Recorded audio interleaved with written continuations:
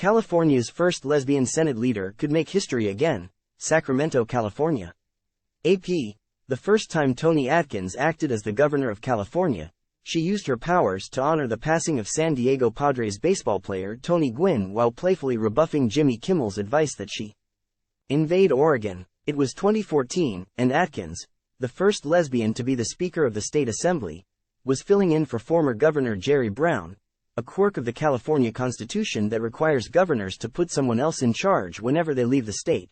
Atkins, now the President pro tempore of the state Senate, has filled in as governor a few more times since then, most recently in July when she signed 3 bills into law and quipped that she was thrilled to once again step into the governor's shoes, although I have better shoes.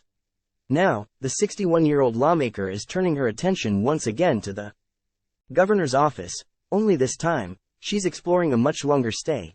I'm very interested in looking at that possibility of running for governor, Atkins told the Associated Press in an interview, saying publicly for the first time what many have assumed since she announced she would step down as the Senate's top leader next year.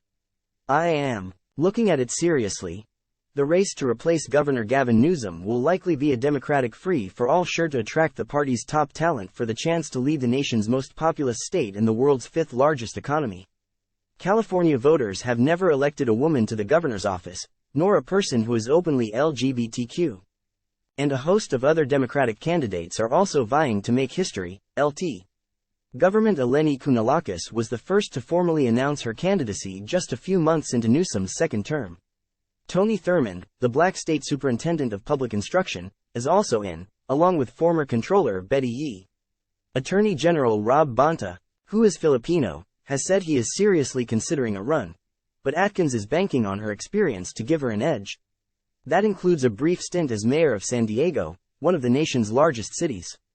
And it includes becoming just the 3rd person and first woman ever to hold both of the legislature's top jobs, Speaker of the Assembly and President pro tempore of the Senate, where she negotiated 8 state operating budgets and had her hands in countless major policy decisions. I sort of feel like I'm addicted to responsibility, she said. I think experience counts and matters, and I believe I have experience to continue to contribute in some way. Time equals 400 Ms. Greater than California's top legislative leaders are some of the most powerful people in the state, but it often doesn't feel like it. While they negotiate major policies, it's the governor who gets the attention when the deals are done. That's especially true for Atkins, who has been a more quiet leader than most. During her tenure as Senate leader, Democrats have grown their caucus to 32 out of 40 seats, their largest majority since 1883. That majority means there is little incentive to work with Republicans. But Atkins made sure Republicans had their bills heard in public hearings and even pushed for former Republican leader Shannon Grove to be included in briefings with the Newsom administration. She always included us and there was never any surprises. I didn't agree with what was going on, but we had input and participation, said Grove, who noted she and Atkins bonded over their impoverished upbringing and a shared love of country music icon Dolly Parton. She understands that we represent a portion of Californians as well and we were duly elected and therefore our voices should be heard. Atkins grew up in rural Southwest Virginia, where her dad was a miner and her mother was a seamstress. Her childhood home did not have running water, and some of her earliest memories are of walking down a hill with her twin sister to fetch water from a spring to use for cooking and doing laundry. As a young lesbian in Appalachia, Atkins dreamed of moving to California. She got her chance when her twin sister joined the Navy and was stationed in San Diego. Atkins moved there to help care for her sister's young son, and never left. In San Diego, Atkins was director of a women's health clinic that performed abortions.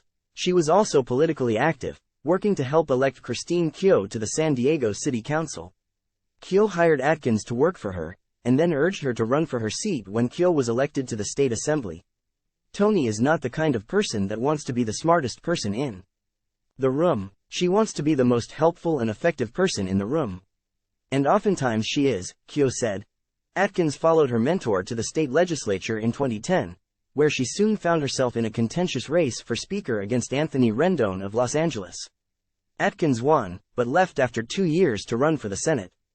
It wasn't long before Atkins was selected by her colleagues to lead the state Senate, forcing her to work with Rendon, who had replaced her as Speaker in the Assembly.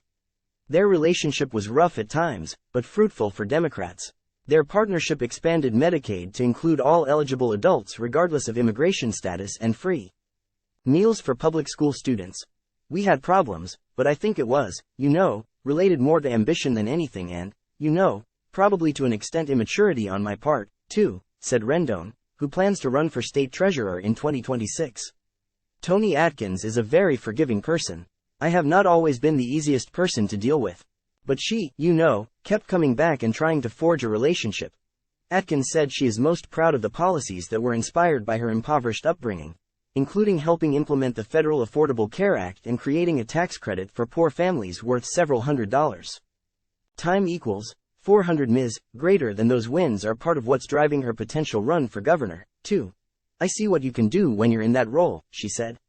There is something about being at the table,